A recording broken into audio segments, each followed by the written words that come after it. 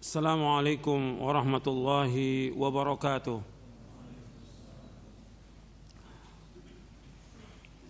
Innal hamdalillah nahmaduhu wa nasta'inuhu wa nastaghfiruh wa na'udzu billahi min shururi anfusina wa min sayyiati a'malina. Man yahdihillahu fala mudilla lahu wa man yudlil fala hadiya lahu.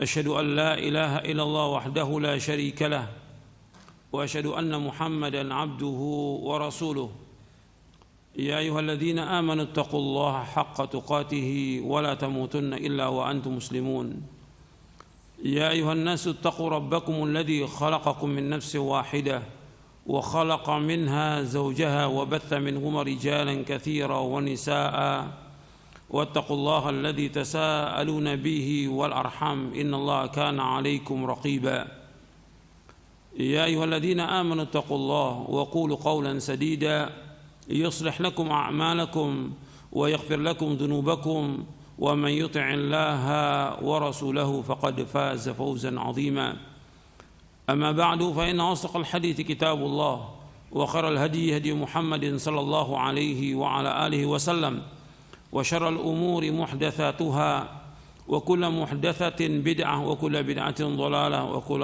ضلالة في النار. Ayolah ikhwah a'azakumullah, kepada jamaah yang mudah-mudahan dirahmati oleh Allah Ta'ala dan kepada kaum muslimin pendengar Radio Roja dan pemirsa TV Roja yang mudah-mudahan dirahmati oleh Allah SWT. Alhamdulillah kita bersyukur kepada Allah atas segala nikmat yang Allah karuniakan kepada kita, nikmat Islam, nikmat iman, nikmat sehat, nikmat afiah, nikmat dijauhkan oleh Allah dari berbagai macam malapetaka. Dan kita wajib bersyukur kepada Allah atas semua nikmat yang Allah karuniakan kepada kita, terutama nikmat yang paling besar, nikmat diberikan hidayah di atas Islam dan sunnah. Ini nikmat yang paling besar yang wajib kita syukuri. Karena banyak orang yang tidak diberikan hidayah oleh Allah Ta'ala. Karena Allah Ta'ala menyebutkan dalam Al-Quran dalam beberapa ayat, yudhillu man yasha wa yahdi man yasha. Allah menyesatkan siapa yang Allah kehendaki dan Allah menunjuki siapa yang Allah kehendaki. Dan hidayah itu mahal sekali. Kita bersyukur kepada Allah diberikan hidayah. Karena ada orang-orang yang tidak diberikan hidayah oleh Allah Ta'ala dan dia dalam kesesatan. Makanya kita bersyukur kepada Allah Subhanahu wa ta'ala diberikan hidayah di atas Islam dan sunnah. Ini nikmat yang paling besar. Makanya kita terus berusaha bagaimana untuk mendapatkan hidayah ini atau tetap dalam hidayah. Di antara untuk mendapatkan hidayah yaitu kita talabul ilmi. Enggak bisa tidak. Karena dengan kita mempelajari Quran wa sunnah ala fahmi salaf diberikan hidayah. Tadi sudah saya katakan bahwa hidayah itu mahal, lebih mahal daripada dunia dan seisinya. Ketika orang tidak dapat hidayah, dia akan sesat. Ketika orang tidak dapat hidayah, dia akan menjadi orang-orang kafir atau jadi orang-orang munafik. Jadi hidayah itu mahal, yang kita harus berusaha bagaimana untuk mendapatkan hidayah ini. Yang pertama dengan thalabul ilmi, harus untuk ilmu, belajar. Karena dengan kita belajar Al-Quran dan Sunnah, kita akan tahu tentang kebenaran, kita akan tahu tentang kebatilan, kita akan tahu tentang tauhid, kita akan tahu tentang syirik, kita akan tahu tentang sunnah, kita akan tahu tentang bid'ah, kita akan tahu tentang jalan yang lurus dan jalan yang bengkok. Dengan kita thalabul ilmi. Kemudian yang kedua, yaitu kita memohon dan selalu memohon kepada Allah hidayah. Seperti yang disebutkan Nabi SAW berdoa kepada Allah dalam hadis yang sahih yang diriwayatkan oleh Imam Muslim. Nabi berdoa, Allahumma inni as'alukal huda wat tuqa wal afafa wal ghina. Ya Allah, aku mohon kepada Engkau al-huda, petunjuk, wat tuqa, ketakwaan, wal afaf, terpelihara diri, wal ghina, kecukupan. Hadis ini sahih. Jadi kita minta kepada Allah hidayah, minta petunjuk kepada Allah agar kita diberikan hidayah. Dan ada beberapa hadis juga Nabi menyebutkan, Nabi mohon kepada Allah hidayah. Makanya dalam Al-Quran Allah menyebutkan 17 kali yang kita baca dalam surah Al-Fatihah, ihdinas siratal mustaqim siratal ladzina an'amta 'alaihim ghairil maghdubi 'alaihim waladdallin. Ya Allah, tunjukilah kami ke jalan yang lurus, jalannya orang-orang yang Kau beri nikmat atas mereka, bukannya jalan orang yang Kau murkai, dan bukan pula jalannya orang yang sesat. Artinya kita minta kepada Allah petunjuk ke jalan siratal mustaqim. As-sirat al-mustaqim seperti yang sudah berapa kali saya sampaikan, sebagaimana dijelaskan oleh Al-Hafidz Ibnu Katsir dalam tafsirnya, yaitu al-Islam, al-haq, Al-Quran wa sunnah, dan yang keempat yaitu harus mengikuti pemahaman salaf, yaitu disebutkan dengan Abu Bakar wa Umar. Jadi orang yang mencari kebenaran adanya dalam Islam. Islam itu sumbernya Al-Quran dan Sunnah, dan Al-Quran dan Sunnah wajib dipahami menurut pemahaman para sahabat. Dan tokohnya para sahabat adalah Abu Bakar dan Umar radhiyallahu anhum ajma'in. Jadi kita minta hidayah tiap hari. Jadi ini yang pertama, kita nuntut ilmu. Yang kedua, terus mohon kepada Allah hidayah. Dan bisa kita baca doanya, Allahumma nas'alukal huda wat tuqa wal afaf wal ghina. Dalam sujud bisa kita baca. Di antara Nabi juga berdoa, Allahumma hdini wa saddidni, Allahumma inni as'alukal huda was sadad.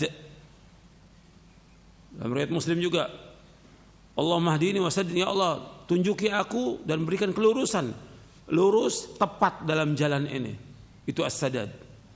Allahumma inni as'alukal huda was sadad, ya Allah berikanlah aku petunjuk dan ketepatan dalam berjalan ini, di atas jalan yang hak ini, supaya enggak salah dalam kita berpijak di atas manhaj yang hak ini. Jadi al-huda was sadad. Kemudian yang ketiga, untuk tetap dalam hidayah, mengamalkan Islam ini, Al-Quran wa sunnah ala fahmi salaf, yang kita disuruh untuk mengamalkan. Karena ilmu ini enggak ada artinya, enggak ada manfaat tanpa amal. Diamalkan. Dan amal ini luas. Amal ini luas. Kita harus mengamalkan. Yang paling pokok, yang pertama adalah mentauhidkan Allah, menjauhkan syirik. Kemudian melaksanakan sholat, menegakkan sholat, menjauhkan segala macam perbuatan syirik, bid'ah, maksiat. Sholat ini tiang agama. Makanya laki-laki diwajibkan untuk sholat berjamaah di masjid. Ini juga hidayah, mengerjakan sholat-sholat sunat dan yang lainnya. Banyak amal-amal yang bisa kita lakukan. Puasa, sedekah, berbuat baik pada orang tua, berbuat baik pada tetangga, pada sanak famili, dan masih banyak lagi yang lainnya. Ini amal-amal soleh. Disuruh kita melakukan amal soleh. Kemudian untuk mendapatkan hidayah lagi, kita harus mencari teman-teman yang baik. Jangan kumpul, jangan bergabung dengan teman-teman yang jelek, teman-teman yang sesat, yang menyimpang dari manhaj yang hak. Sebab kita akan ikut sesat nanti. Sebab seseorang itu tergantung agamanya dari temannya. Kata Nabi SAW, Al-mar'u ala dini khalili falyanzur ahadukum man yukhalil. Seorang itu agama tergantung temannya. Maka adalah diperhatikan kepada siapa dia berteman. Jadi orang itu jadi baik, jadi soleh, jadi taat, tergantung dari temannya. Sebab Nabi bersabda SAW, Al-mar'u ala dini khalili. Seorang tergantung kepada agama temannya. Maka perhatikan, antum berteman itu dengan siapa? Kalau bertemannya dengan orang-orang yang tidak benar atau manhajnya menyimpang, ya antum akan menyimpang.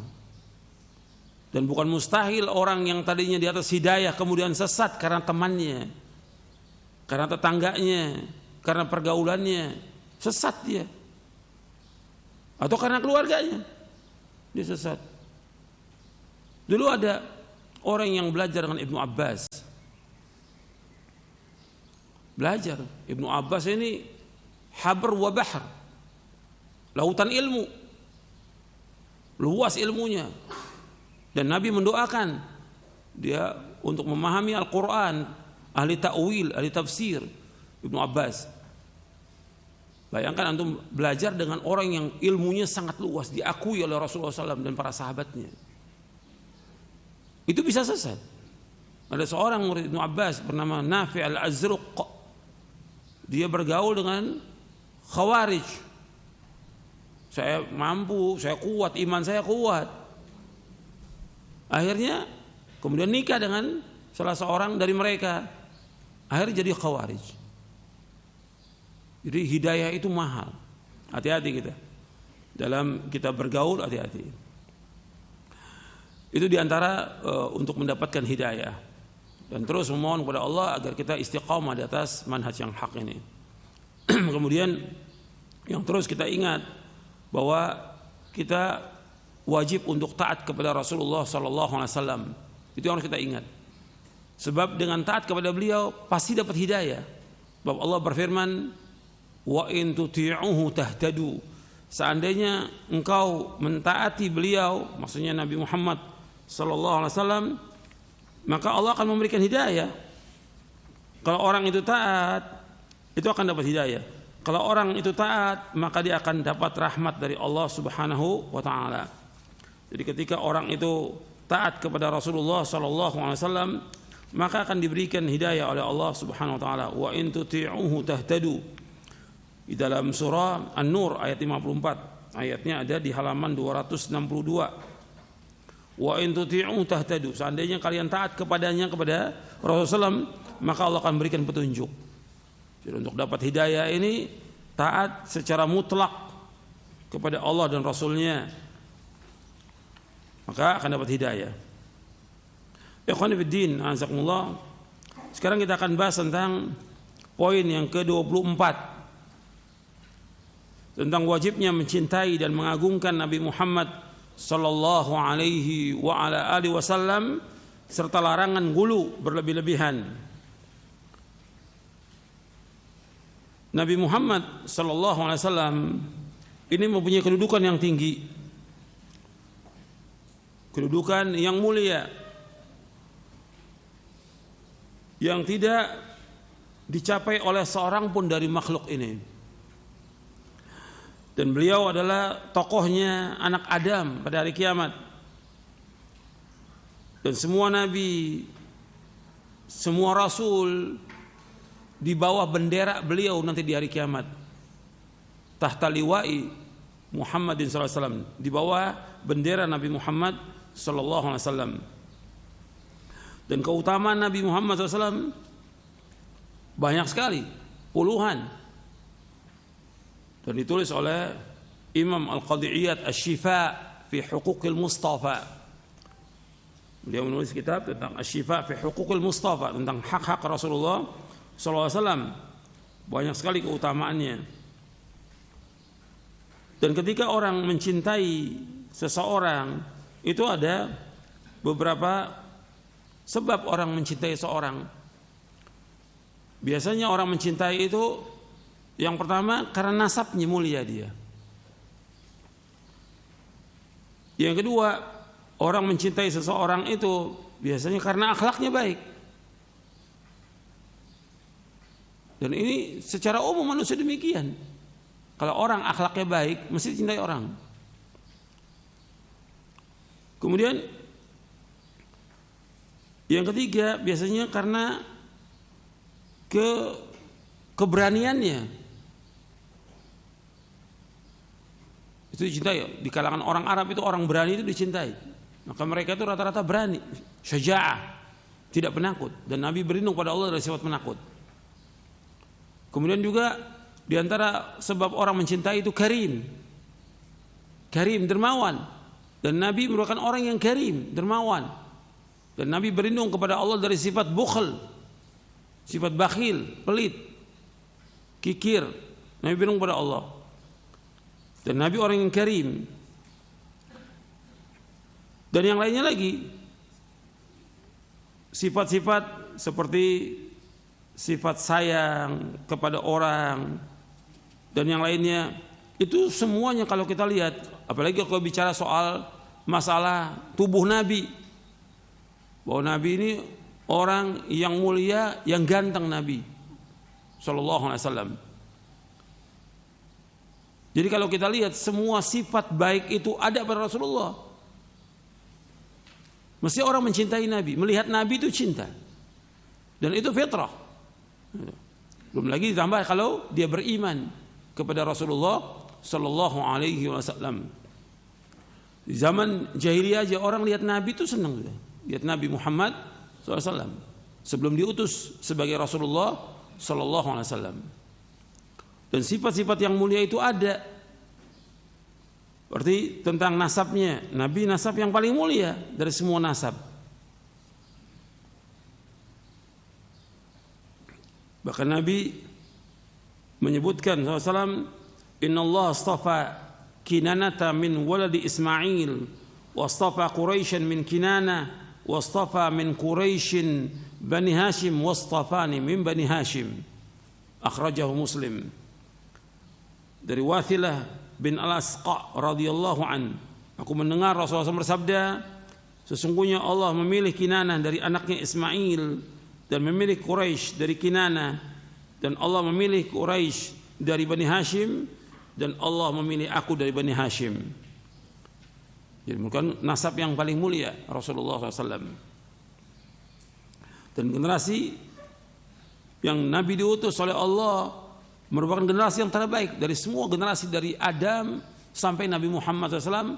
Generasi yang terbaik itu generasi pada zamannya Nabi Muhammad SAW.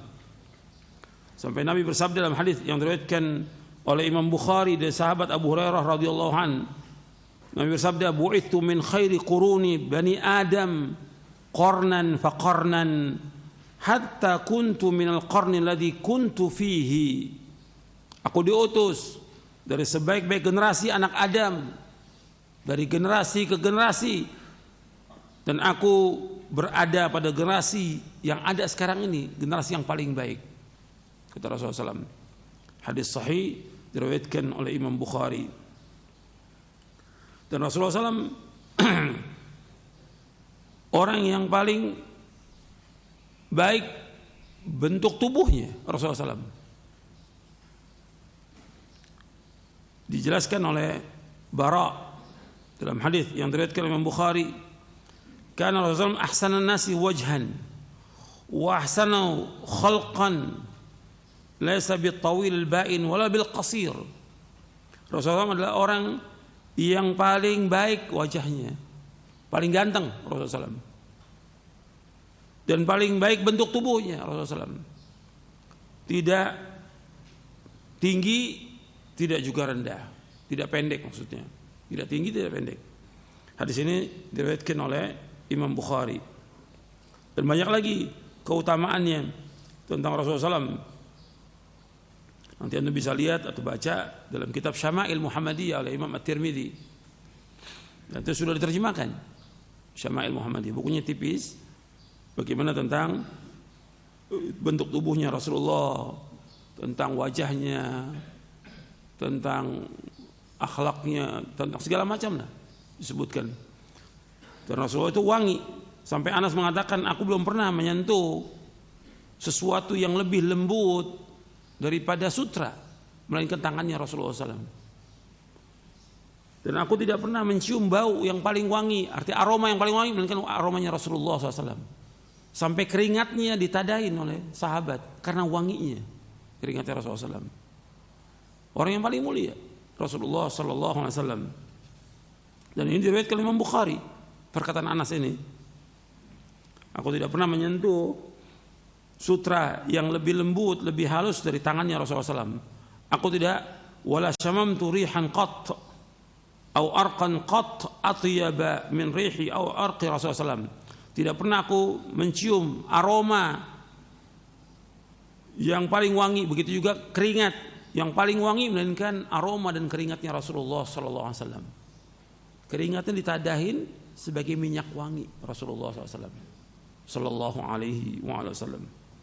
Hadis sahih dari Imam Bukhari. Dan ketika para sahabat menyebutkan tentang wajahnya Rasulullah, bagaimana tentang wajahnya Rasulullah, mereka jawab mithlal qamar, seperti bulan indahnya wajah Rasulullah SAW. Ini juga riwayat Bukhari. Dan masih banyak lagi yang lain. Itu tentang bagusnya, baiknya tubuh Rasulullah. Belum lagi baiknya akhlaknya Rasulullah SAW, sampai Allah memuji, wa innaka la'ala khuluqin azim. Sungguh engkau Muhammad sallallahu alaihi wasallam berada di atas akhlak yang mulia. Yang paling mulia akhlaknya Rasulullah sallallahu alaihi wasallam. Kata Aisyah radhiyallahu anha, kana khuluquhul Qur'an. Akhlaknya Rasulullah Al-Qur'an. Orang yang paling mulia. Dan Nabi adalah orang yang paling mulia akhlaknya dari semua manusia yang ada ini. Dijelaskan oleh Abdullah bin Amr bin As radhiyallahu an, lam yakunin Nabi sallallahu alaihi wasallam fahishan wala mutafahishan wa kana yaqulu inna min khiyarikum ahsanakum akhlaqa. Akhrajahul Bukhari. Rasulullah SAW bukan orang yang keji, bukan orang yang kotor mulutnya. Beliau adalah orang yang baik dan beliau bersabda, sesungguhnya orang yang paling baik di antara kalian adalah orang yang paling baik akhlaknya. Banyak lagi kalau kita bicara soal akhlak Rasulullah, banyak sekali riwayatnya sahih. Dan Anas bin Malik dalam riwayat Muslim mengatakan, kana Rasulullah ahsanan nasi khuluqa. Rasulullah SAW adalah orang yang paling baik akhlaknya. Kemudian tentang keberaniannya, orang yang paling berani Rasulullah. Di depan dalam beliau menghadapi segala sesuatu. Begitu juga ketika perang, sebagai komandan perang. Di depan Rasulullah SAW berani dan tidak takut. Dan banyak riwayat tentang keberaniannya Rasulullah sallallahu alaihi wasallam. Begitu juga Rasulullah adalah orang yang paling takut kepada Allah, yang paling tahu tentang Allah dan paling takut kepada Allah. Dan Nabi bersabda, "Fa wallahi la ana a'lamuhum billahi wa ashadduhum lahu khasyatan." Demi Allah, aku adalah orang yang paling tahu di antara mereka tentang Allah dan aku orang yang paling takut kepada Allah Taala. Hadis sahih dari Bukhari dan Muslim. Dan masih banyak lagi tentang keutamaan Rasulullah SAW. Makanya kita ikhwan fillah wajib untuk memuliakan beliau. Dan haknya Rasulullah banyak yang wajib kita penuhi, yang nanti kita akan bahas tentang haknya Rasulullah SAW. Dan adab kepada beliau yaitu dengan kita mentaati beliau, ittiba kepada beliau, mencintai beliau. Bagaimana bentuk cinta itu? Ya ittiba kepada beliau. Ini adab kepada Rasulullah SAW. Dibahas oleh Al-Imam Ibnu Qayyim dalam kitabnya Madarijus Salikin. Kata beliau tentang adab seseorang. Ini penting. Adab itu adab pertama kepada Allah. Yang kedua adab kepada makhluk. Yang mulia yang pertama kali adab kepada Rasulullah SAW. Jadi yang pertama adab kita kepada Allah. Yang kedua adab kepada Rasulullah. Yang ketiga adab kepada seluruh manusia atau kepada makhluk yang lainnya, baik itu manusia maupun kepada binatang. Dan adab seorang itu merupakan tanda kebahagiaan dia. Ketika dia punya adab kepada Allah, kalau adab kepada Allah dengan mentauhidkan Allah, menjauhkan syirik, dengan menetapkan nama-nama dan sifatnya, tidak boleh mentawil, tidak boleh mentasbih, tidak boleh kita memalingkan makna kepada makna yang lainnya, tidak boleh menanyakan tentang bagaimana sifat Allah. Itu adab kepada Allah. Wajib mentaati perintahnya, menjauhkan larangannya. Adab kepada Rasulullah juga demikian. Kita wajib untuk mentaati beliau, menjauhkan larangannya. Dan adab ini kata Al-Imam Ibnu Qayyim, wa adabul mar'i unwanu sa'adatihi wa falahihi. Adabnya seseorang merupakan tanda kebahagiaan dia dan tanda juga kesuksesannya dia.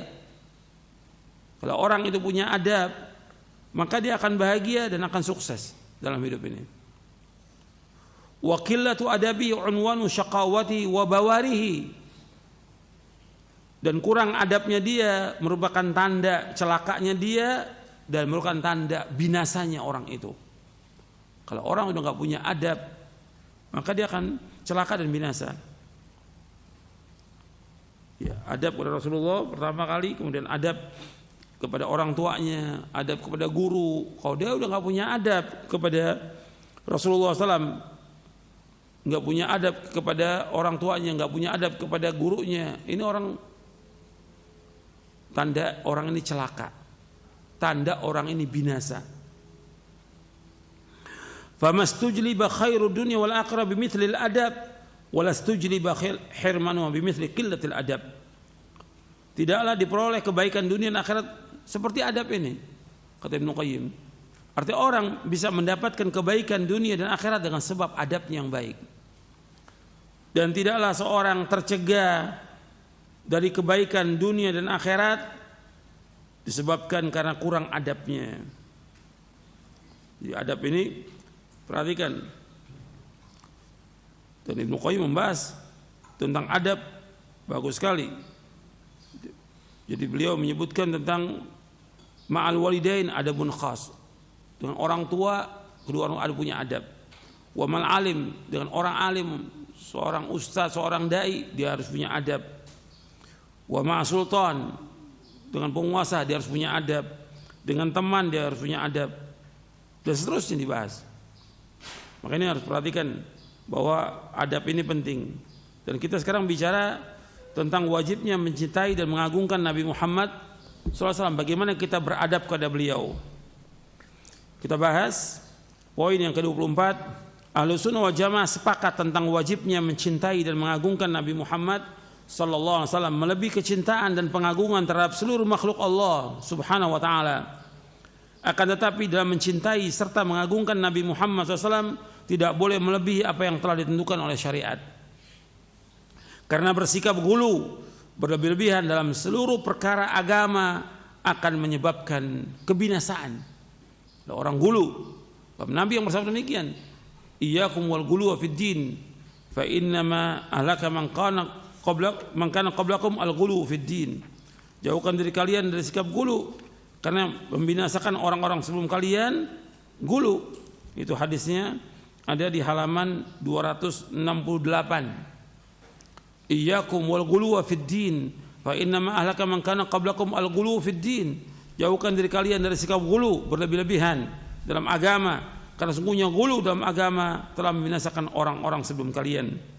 Hadis sahih diriwayatkan oleh Imam Ahmad, Nasai, Ibnu Majah, Ibnu Khuzaimah dan yang lainnya dari sahabat Ibnu Abbas radhiyallahu anhuma.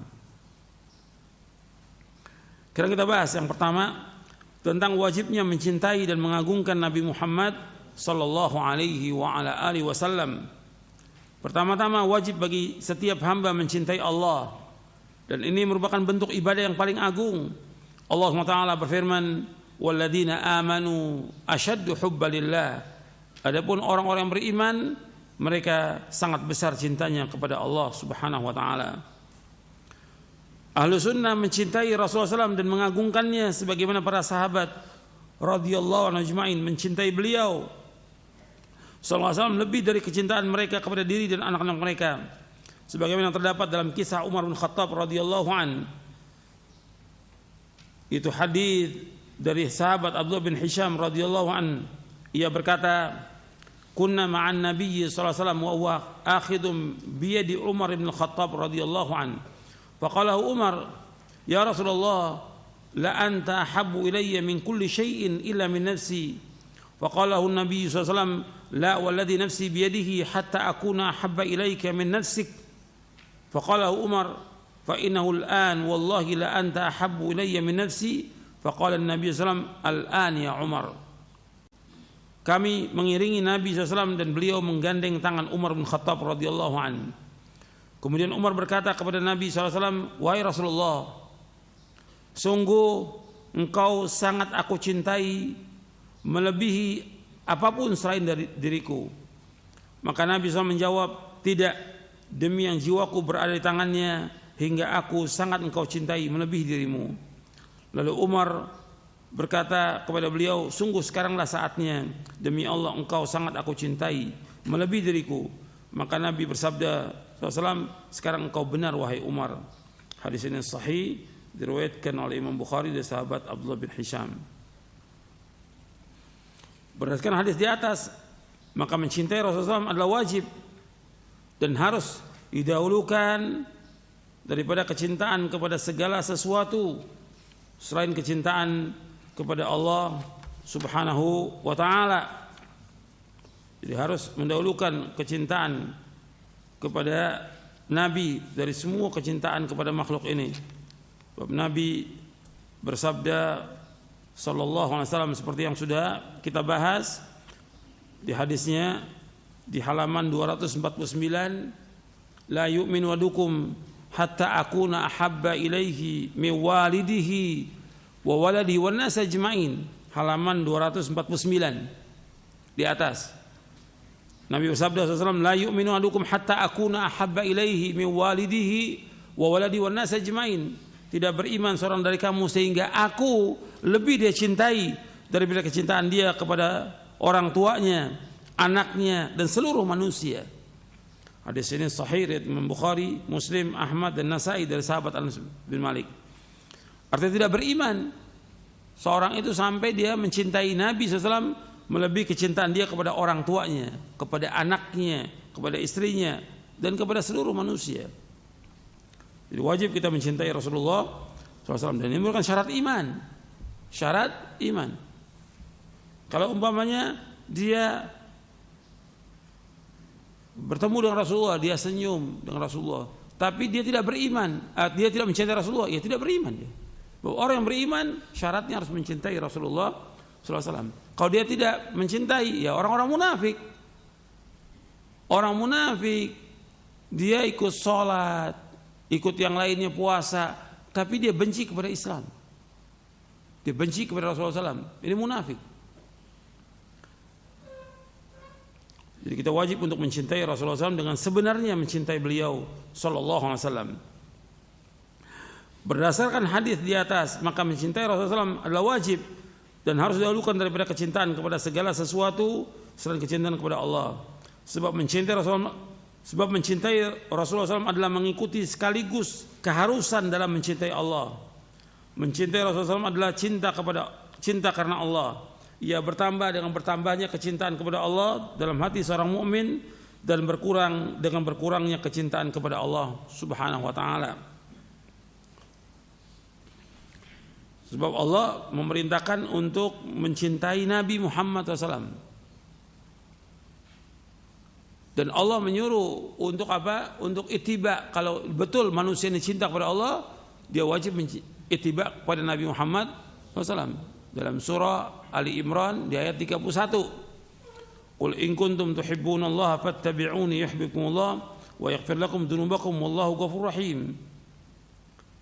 Ayatnya ada di halaman 259. Qul in kuntum tuhibbunallaha fattabi'uni yuhibbukumullah wa yaghfir lakum dzunubakum wallahu ghafurur rahim. Katakanlah seandainya kamu cinta kepada Allah, ikuti aku.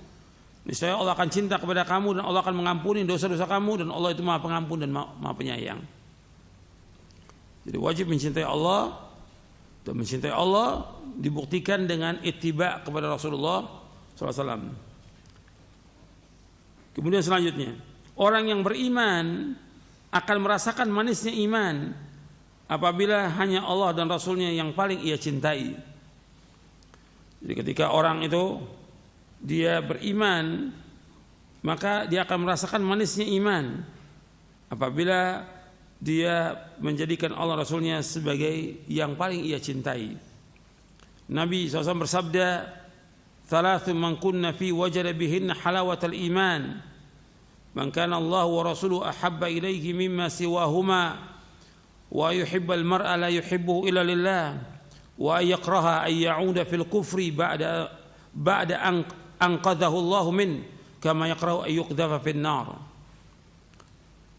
Ada 3 perkara yang apabila perkara tersebut ada pada seorang, maka ia akan mendapatkan manisnya iman. Yang pertama, hendaknya Allah dan Rasulnya lebih ia cintai daripada selain keduanya. Yang kedua, apabila ia mencintai seorang, ia hanya mencintainya karena Allah. Yang ketiga, ia tidak suka untuk kembali kepada kekufuran setelah Allah menyelamatkannya, sebagaimana ia tidak mau untuk dilemparkan ke dalam api. Hadis ini sahih diriwayatkan oleh Imam Bukhari, Muslim, Tirmidzi, Nasai dan yang lainnya. Jadi ikhwan fillah, azakumullah, kecintaan kepada Rasulullah SAW ini wajib kita tumbuhkan, kecintaan kita ini.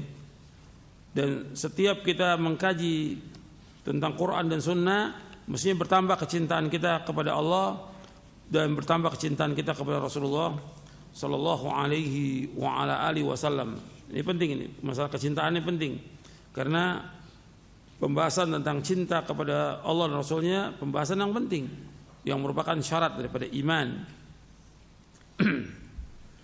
Jadi harus dia mencintai Allah dan mencintai Rasulullah SAW. Mencintai Rasulullah SAW mengharuskan adanya penghormatan. Untuk melihat penjelasannya, mencintai Rasulullah SAW mengharuskan adanya penghormatan, ketundukan, dan keteladanan kepada beliau, serta mendahulukan sabda beliau SAW atas segala ucapan makhluk, serta mengagungkan sunnah-sunnahnya. Jadi kalau orang cinta kepada Nabi, berarti dia menghormati Nabi, berarti dia meneladani Rasulullah SAW, berarti dia mendahulukan sabda Nabi dari semua perkataan makhluk. Kalau orang mencintai Rasulullah SAW, maka dia wajib mendahulukan perkataan Rasulullah dari semua perkataan makhluk. Dan dia mengagungkan sunnah-sunnah Nabi SAW. Al-Allamah Ibnu Qayyim rahimahullah berkata, setiap kecintaan dan pengagungan kepada manusia hanya dibolehkan dalam rangka mengikuti kecintaan dan pengagungan kepada Allah SWT. Seperti mencintai dan mengagungkan Rasulullah SAW, sesungguhnya ia adalah penyempurna kecintaan dan pengagungan kepada Rabb yang mengutusnya. Umatnya mencintai beliau SAW karena Allah telah memuliakannya. Maka kecintaan ini adalah karena Allah sebagai konsekuensi dalam mencintai Allah SWT. Jadi kecintaan kita dengan ittiba, mengikuti Rasulullah. Nanti kita akan bahas itu di poin yang kedua. Maksudnya bahwa Allah SWT meletakkan kewibawaan dan kecintaan kepada Nabi SAW. Karena itu tidak ada seorang manusia pun yang lebih dicintai dan disegani dalam hati para sahabat kecuali Rasulullah SAW. Amr bin As sebelum ia masuk Islam pernah berkata, sesungguhnya tidak ada seorang manusia pun yang lebih aku benci daripada Muhammad. Namun setelah ia masuk Islam, tidak ada seorang manusia pun yang lebih ia cintai dan lebih ia agungkan daripada Nabi Muhammad SAW. Ia mengatakan, seandainya aku diminta untuk menggambarkan pribadi beliau kepada kalian, tentu aku tidak mampu melakukannya. Sebab aku tidak pernah menajamkan pandanganku kepada beliau sebagai pengagunganku kepada beliau sallallahu alaihi wasallam. Urwah bin Mas'ud berkata kepada orang-orang Quraisy, wahai kaumku, demi Allah, aku telah diutus ke Kisra, kaisar dan raja-raja, namun aku tidak pernah melihat seorang raja pun yang diagungkan oleh segenap rakyatnya melebihi pengagungan para sahabat radhiyallahu anhum ajma'in kepada Muhammad sallallahu alaihi wasallam. Demi Allah, mereka tidak memandang dengan tajam kepada beliau sebagai bentuk pengagungan mereka kepada beliau sallallahu alaihi wasallam. Serta tidaklah beliau berdahak kecuali ditadahkan dengan telapak tangan salah seorang dari mereka. Kemudian dilumurkan pada wajah dan dadanya. Kemudian pada saat beliau berwudu, maka hampir saja mereka saling membunuh, artinya saling berebutan karena berebut sisa air bekas wudu beliau sallallahu alaihi wasallam. Perkataan Urwah bin Mas'ud radhiyallahu an diriwayatkan oleh Imam Bukhari dalam sahihnya. Antum perhatikan di sini bahwa Urwah bin Mas'ud radhiyallahu an mengatakan kepada orang Quraisy ketika beliau belum masuk Islam, dan ini terjadi di Hudaybiyah, waktu sulh Hudaybiyah. Aku belum pernah melihat, aku diutus ke kaisar, Kisra, raja-raja, belum pernah aku melihat orang yang diagungkan oleh segenap rakyatnya melebihi pengagungan sahabat kepada Rasulullah SAW. Mana ada raja kalau meludah diperebutkan oleh rakyatnya, nggak ada. Tapi kalau Nabi SAW meludah itu diperebutkan oleh sahabat. Dan ini khusus untuk Nabi saja SAW. Karena barokah. Nabi ini barokah. Zatnya Nabi itu barokah. Keringatnya barokah, ludahnya diperebutkan, bekas wudunya diperebutkan. Hanya khusus untuk Nabi Muhammad SAW saja. Waktu Nabi sudah meninggal, nggak ada orang berebut dengan sisanya makanannya Abu Bakar As-Siddiq atau Umar, tidak ada. Hanya untuk Nabi aja. Dan sahabat mengagungkan luar biasa.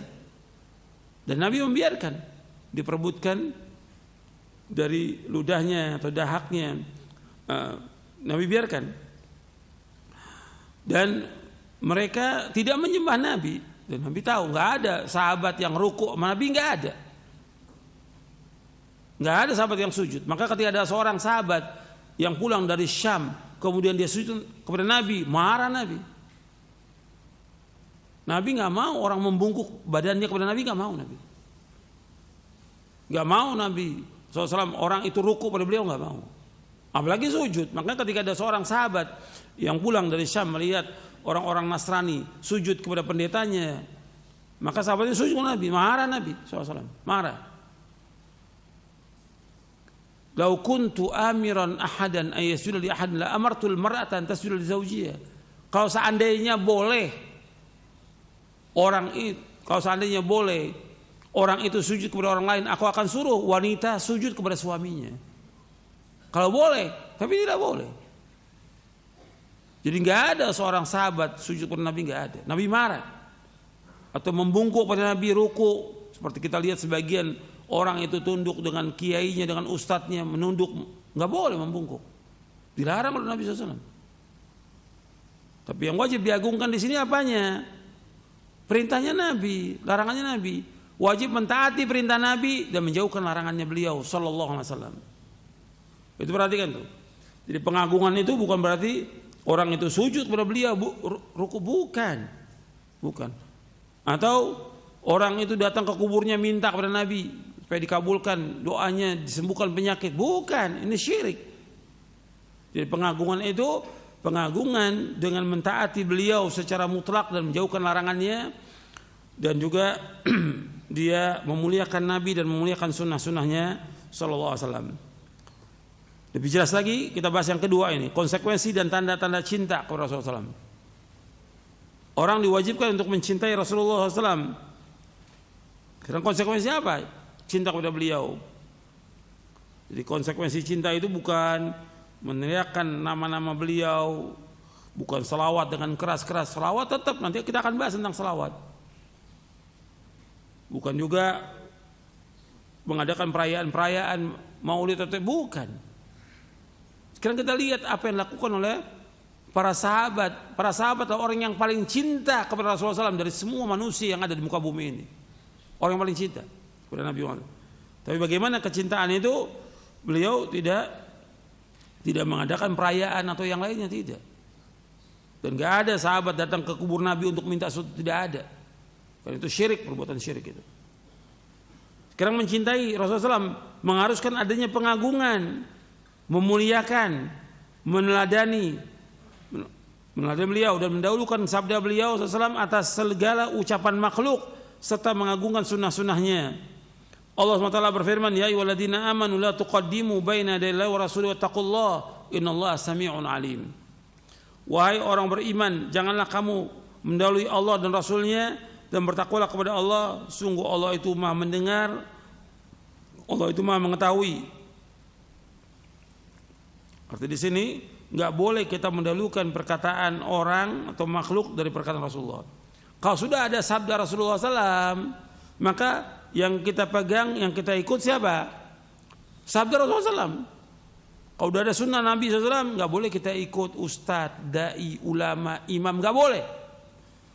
Nggak boleh. Yang kita ikut sabda Nabi SAW. Ini perhatikan ini. Itu bentuk pengagungan kepada siapa? Kepada Nabi Muhammad SAW. Jadi kita dahulukan perkataan Nabi. Allah mengatakan di sini, ya ayyuhalladzina amanu la tuqaddimu baina yadayillahi wa rasulihi wattaqullaha innallaha samii'un alim. Wahai orang-orang beriman, janganlah kalian mendahulukan Allah dan Rasulnya dan bertakwa kepada Allah, sungguh Allah itu Maha mendengar, Allah itu Maha mengetahui. Ini berkaitan dengan ayat ini, dijelaskan oleh Al-Imam Ibnu Qayyim tentang kita wajib untuk mengikuti sabda dan sunnah Nabi, nggak boleh melalui beliau. Kalau sudah ada penjelasan dari nas dari ayat ini, nggak boleh.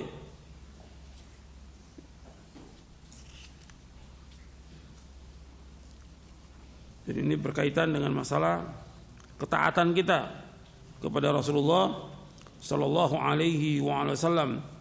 Bahkan kalau beliau sudah perintahkan, nggak boleh orang untuk melanggar perintah Nabi SAW. Ibnu Qayyim mengatakan nggak boleh kita berkata, melainkan mengikuti perkataan Rasulullah. Nggak boleh kita berbuat kecuali mengikuti perbuatannya Rasulullah Sallallahu Alaihi Wasallam. Ini berkaitan dengan ketaatan kita kepada beliau, sifatnya mutlak. Kemudian yang kedua, mentaati apa yang Rasul perintahkan. Allah Subhanahu wa taala memerintahkan setiap muslim dan muslimah untuk taat kepada Rasulullah SAW, karena dengan taat kepada beliau menjadi sebab seorang itu masuk surga. Taat. Allah berfirman dalam surah An-Nisa ayat 13, "Tilka hududullah wa man yuti'illaha wa rasulahu yudkhilhu jannatin tajri min tahtiha an-naru khalidina fiha wa dzalikal fawzul 'azim." Itulah batas Allah. Barang siapa yang taat kepada Allah dan Rasulnya, Allah akan masukkan dalam surga yang mana di bawahnya sungai-sungai, mereka kekal dalamnya, dan itulah kemenangan yang besar. Di sini disebutkan barang siapa yang taat kepada Allah dan Rasulnya dimasukkan ke surga. Taat. Dan ketaatan ini mutlak.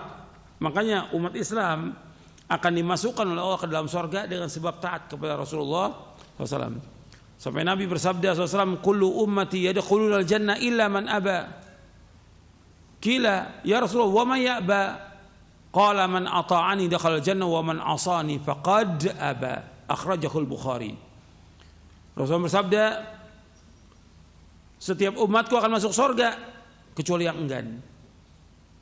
Mereka bertanya, "Ya Rasulullah, siapa yang enggan?" Orang yang taat kepadaku dia akan masuk surga, orang yang tidak taat maka dia enggan masuk surga. Hadis ini sahih dari Imam Bukhari. Jadi taat kepada Rasulullah itu mutlak.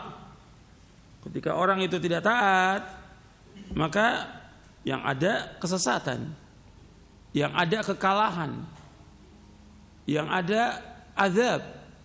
Jadi perintah Rasulullah itu wajib ditaati. Ketika dia tidak taat, itu besar bahayanya. Untuk melihat di halaman 261.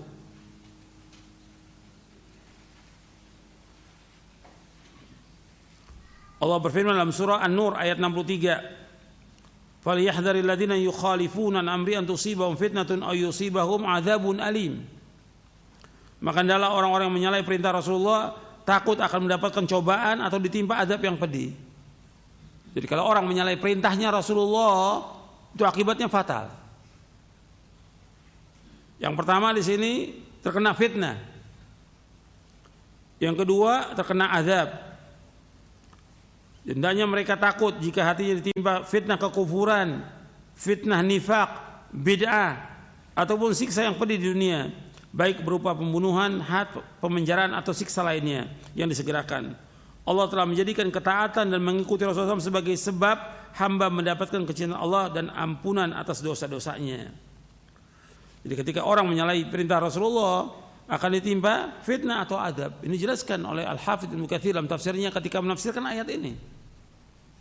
Jadi orang itu akan ditimpa fitnah. Fitnah apa? Kekufuran atau kemunafikan atau bid'ah. Karena tidak taat kepada Rasulullah SAW. Atau dia mendapatkan siksa, adzabun alim, fitnah di dunia, belum lagi nanti fitnah di akhirat. Jadi kalau Rasulullah sudah perintahkan, kewajiban kita sami'na wa ata'na. Itu orang beriman. Orang beriman ketika Rasulullah perintahkan tentang suatu, jawabnya sami'na wa ata'na. Jangan membantah. Jangan membantah dengan berbagai macam alasan. Saya ambil contoh tentang wajibnya sholat berjamaah. Yang merintahkan sholat berjamaah di masjid bagi laki-laki siapa yang perintahkan? Yang pertama Allah SWT. Yang kedua Rasulullah SAW. Taati. Jangan berbagai macam alasan. Akhirnya terkena fitnah orang itu. Kemunafikan atau bid'ah atau yang lainnya. Yang merintahkan Allah dalam Al-Quran, wa aqimus salata wa atuz zakata warka'u ma'arrakin. Dirikanlah salat, keluarkan zakat dan ruku bersama ruku. Salat berjamaah. Rasul juga merintahkan para sahabat untuk salat berjamaah sampai Rasulullah, aku akan bakar rumah-rumah orang yang tidak salat berjamaah. Akan bakar. Berarti marahnya luar biasa Rasulullah kepada orang yang tidak salat berjamaah. Berjamaah di masjid bersama kaum muslimin. Itu taat. Ketika dia tidak taat, itu mesti terkena fitnah. Jadi ketaatan ini mutlak. Antum harus perhatikan itu. Pokoknya kalau perintah Rasulullah sami'na wa ata'na, itu akan membawa kepada kebahagiaan. Kemudian yang ketiga, membenarkan apa yang beliau sampaikan. Jadi konsekuensi cinta kepada Nabi, yang pertama mencintai Rasulullah, memuliakan, mendahulukan sabda beliau atas semua ucapan makhluk, mengagungkan sunnah-sunnahnya. Yang kedua, mentaati apa yang Rasul perintahkan. Yang ketiga, membenarkan apa yang beliau sampaikan. Artinya kita wajib membenarkan tentang apa yang beliau sampaikan.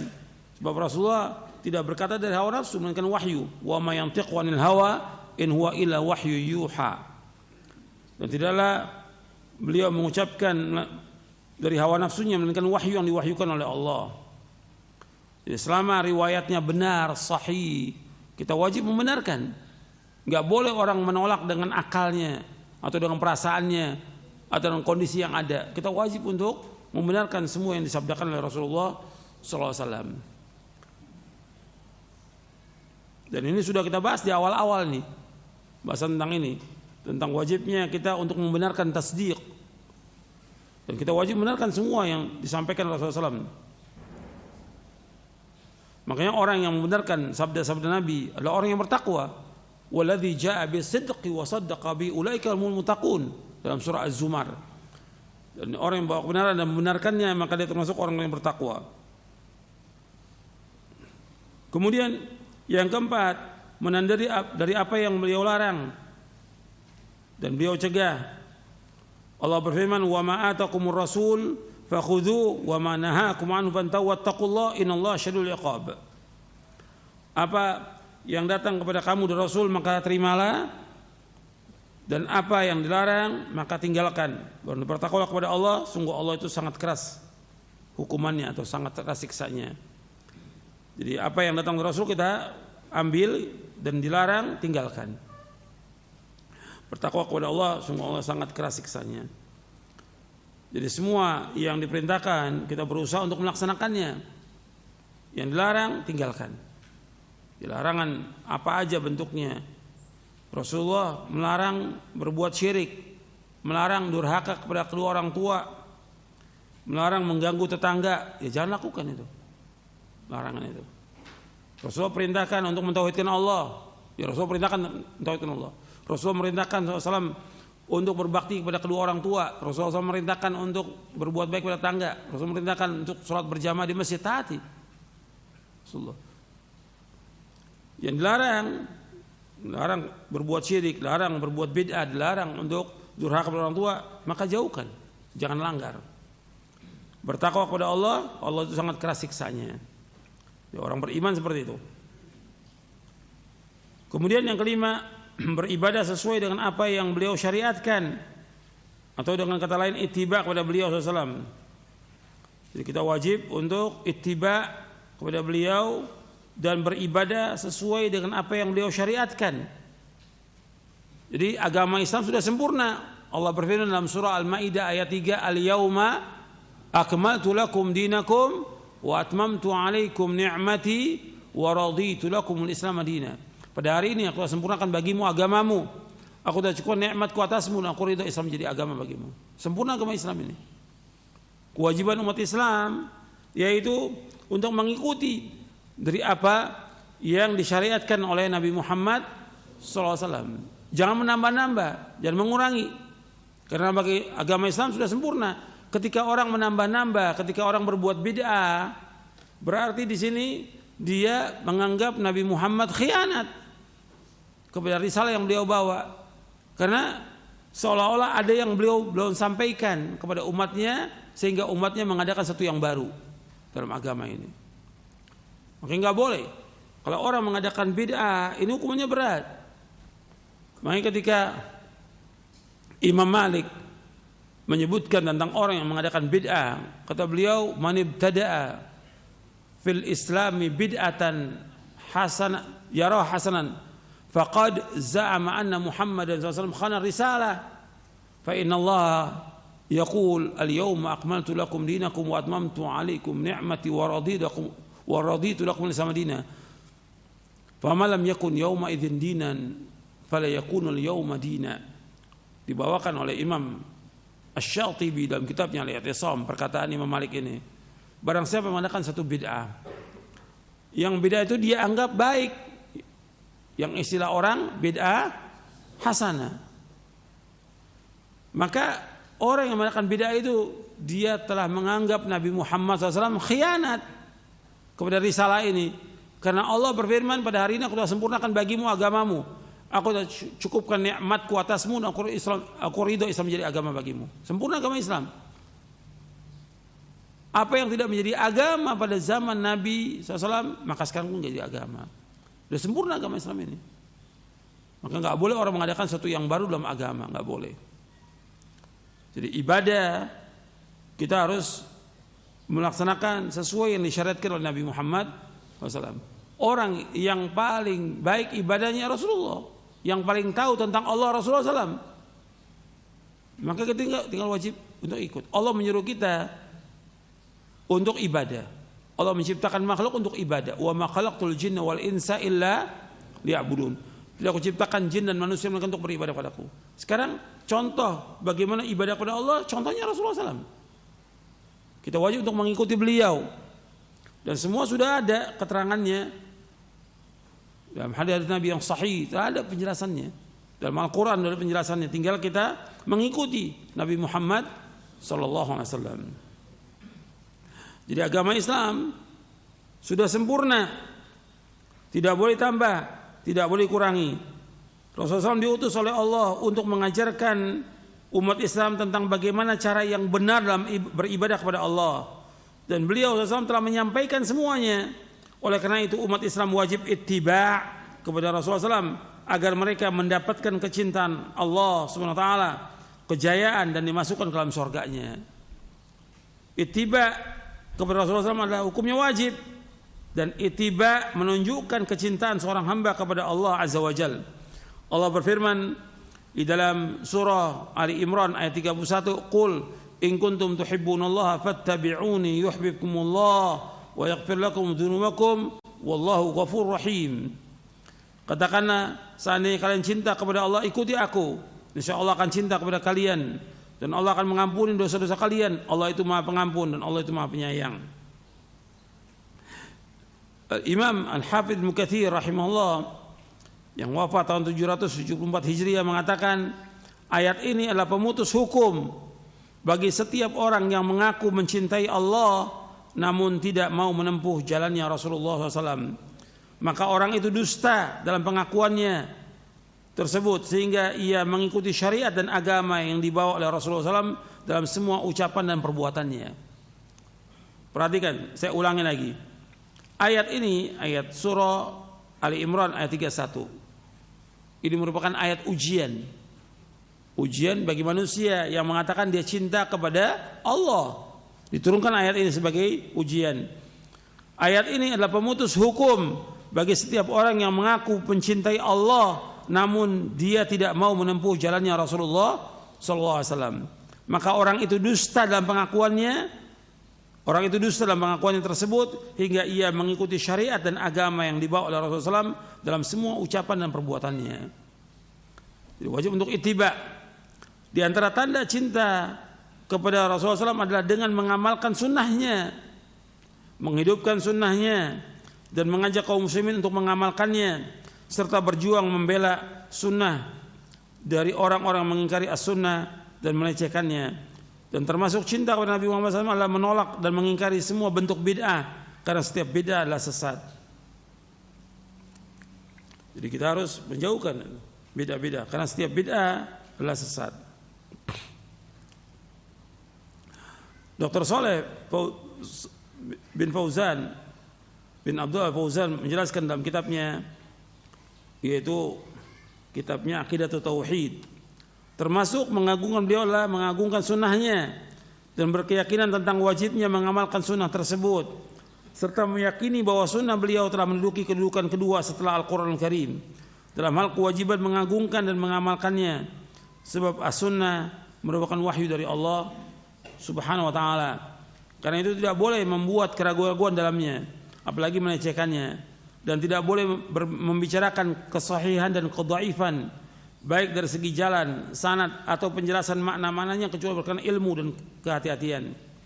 Pada zaman ini banyak orang-orang bodoh yang melampaui batas terhadap sunnah Nabi SAW, terutama dari kalangan anak-anak muda yang baru dalam tahap awal belajar. Mereka dengan mudahnya mensahihkan dan mendhaifkan hadis-hadis Nabi dan menilai cacat para perawi tanpa ilmu kecuali dari membaca beberapa buku. Sungguh hal tersebut berbahaya bagi mereka dan umat. Karena itu hendaknya mereka bertakwa kepada Allah dan menahan diri pada batasannya. Sampai di sini dulu kajian kita, arti berkaitan tentang wajibnya kita untuk ittiba. Jadi baru kita bahas poin 24 ini, baru 2 poin kita bahas. Yang pertama, wajibnya mencintai dan mengagungkan Nabi Muhammad SAW. Kemudian yang kedua, konsekuensi dan tanda cinta kepada Rasulullah SAW. Mudah-mudahan yang kita bahas bermanfaat untuk saya dan untuk sekalian. Wassalamualaikum Nabi Muhammadin sallallahu alaihi wa ala alihi wasallam. Baik, kami ucapkan terima kasih untuk Al Ustaz. Jazakumullahu khairan, materi bahasan yang penuh manfaat yang telah disampaikan. Ikhwatal Islam, pendengar dan pemirsa, kita masuk ke sesi interaktif. Ada pertanyaan yang masuk. Assalamualaikum warahmatullahi wabarakatuh. Ustaz, bagaimanakah memposisikan diri kita kaum muslimin terhadap anak keturunan Rasulullah Shallallahu Alaihi Wasallam, karena sebagian kalangan dari masyarakat kita menganggap sebagai salah satu bukti cinta kita kepada Rasulullah Shallallahu Alaihi Wasallam adalah dengan mencintai anak keturunan Rasulullah Shallallahu Alaihi Wasallam dan mengagungkannya. Mohon penjelasan dan nasihat di dalam hal ini. Barakallahu fiik, Ustaz. Iya, tentang keturunan Nabi SAW. Nabi artinya keluarganya Nabi. Nabi SAW sudah berpesan, udzakirukum fi ahli baiti. Jadi di akhir hayat Nabi SAW, Nabi ingatkan, udzakirukum fi ahli baiti. Aku ingatkan kalian untuk memperhatikan ahli baiti, keluargaku. Ini hadis sahih riwayat Muslim dari Zaid bin Arqam radhiyallahu an. Nabi suruh perhatikan keluarganya. Artinya menghormati keluarganya, memuliakan keluarganya. Tapi bukan gulu berlebihan. Tetap aja bahwa kita memuliakan karena dia keturunan Nabi, bukan berarti bahwa dia tidak ada beban syariat. Tetap mereka wajib mengikuti syariat siapa? Nabi Muhammad SAW. Tetap wajib mereka mentauhidkan Allah, menjauhkan syirik. Wajib bagi mereka melaksanakan sunnah, menjauhkan wajib. Jadi artinya kita memuliakan, nggak boleh kita mencela, nggak boleh kita menghina dan yang lainnya. Tapi bukan berarti bahwa mereka itu wajib kita sucikan, seperti orang datang berbondong-bondong ke dia kemudian cium tangan. Nggak ada keterangan demikian. Sampai bekas kobokannya diminum karena keturunan Nabi, nggak ada keterangan demikian, nggak ada. Bahwa ini bisa membawa syirik yang seperti ini. Artinya kita muliakan mereka dengan kita tidak mencela, tidak menghina dan yang lainnya. Tapi tetap mereka wajib untuk mengikuti siapa? Mengikuti Rasulullah SAW. Wajib mengikuti syariat Nabi Muhammad SAW. Ketika mereka melanggar, mereka juga mendapatkan dosa dan azab dari Allah. Itu perhatikan itu. Jadi yang dikatakan keluarga Nabi, keluarganya yang mengajak kepada kebenaran, keluarga yang mengajak kepada tauhid, keluarga yang mengajak kepada sunnah. Begitu. Itu peringatan Nabi SAW. Bukan berarti bahwa kita ini mengagungkan, memuliakan sampai seperti Nabi, bukan. Tidak ada demikian dalam Islam. Ketika dia tidak mengikuti syariat Nabi Muhammad SAW, ya kemungkinan mereka sesat, ya mungkin sesat, dan banyak yang sesat karena tidak mengikuti syariat Nabi Muhammad SAW. Karena wajib mengikuti. Nggak ada seorang pun manusia ini yang lepas dari syariat, nggak ada. Oh, kalau saya beda keturunan Nabi, makom yang udah tinggi. Kalau antum nih rendahan semuanya nih, kata mereka begitu. Nggak ada, semua sama. Kewajiban dia untuk taat kepada Nabi, wajib taat kepada Rasulullah SAW. Nggak ada kalau saya sih nggak wajib melaksanakan ini karena saya keturunan. Nggak ada, semua wajib. Dan juga yang kedua, kalau mereka benar mengakui keturunan Nabi, mereka tidak berhak mendapatkan apa? Zakat dan sedekah. Tapi kebanyakan mereka banyak yang minta zakat, minta sedekah. Nggak ada kewajiban. Nggak boleh terima zakat dan sedekah. Nabi larang ketika Nabi berjalan dengan cucunya Hasan dan Husain radhiyallahu anhuma. Itu ada Husain namanya anak kecil, ada ketemu korma di jalan, dia ambil mau dimakan. Ditepak tangan oleh Nabi, jangan. Aku takut ini korma sedekah. Sampai Nabi takut, khawatir. Gitu. Kemudian juga yang perhatikan, antum lihat ada keluarga Nabi yang dekat dengan Nabi, tapi tempatnya di neraka. Seperti siapa? Abu Lahab. Seperti apa lagi? Abu Thalib. Kenapa? Tidak beriman. Ketika orang sudah nggak beriman kepada Nabi Muhammad SAW, tempatnya di neraka. Abu Lahab menyakiti Nabi SAW. Terus menyakiti, memfitnah, segala macam Abu Lahab. Turunkan ayat surah Al-Lahab. Kalau Abu Thalib membantu dakwah Nabi, tapi nggak mau beriman, dan Nabi sudah dakwakan sampai akhir hayatnya, tapi dia nggak mau untuk beriman kepada Nabi. Tempatnya di mana? Neraka. Itu Nabi yang mengatakan demikian. Abu Thalib tempatnya neraka. Dan aku minta kepada Allah agar diringankan siksanya. Diringankan siksanya, tapi tetap neraka kekal abadi selama-lamanya. Jadi ikhwani fiddin, azakumullah, tentang masalah memuliakan keluarga Nabi memang ada nasnya, dalilnya. Tapi tetap tidak boleh kita berlebihan, nggak boleh. Sampai orang berlebihan menganggap dia segala-galanya, nggak ada. Semua sama, kewajiban mereka juga wajib untuk taat kepada Allah dan Rasulnya SAW. Saya pikir cukup sampai di sini kajian kita, mudah-mudahan bermanfaat untuk saya dan untuk sekalian. Kurang lebihnya saya mohon maaf. Wassalamualaikum warahmatullahi wabarakatuh. Subhanakallahumma bihamdik, asyhadu an la ilaha illa anta astaghfiruka wa atubu ilaik. Assalamualaikum warahmatullahi wabarakatuh.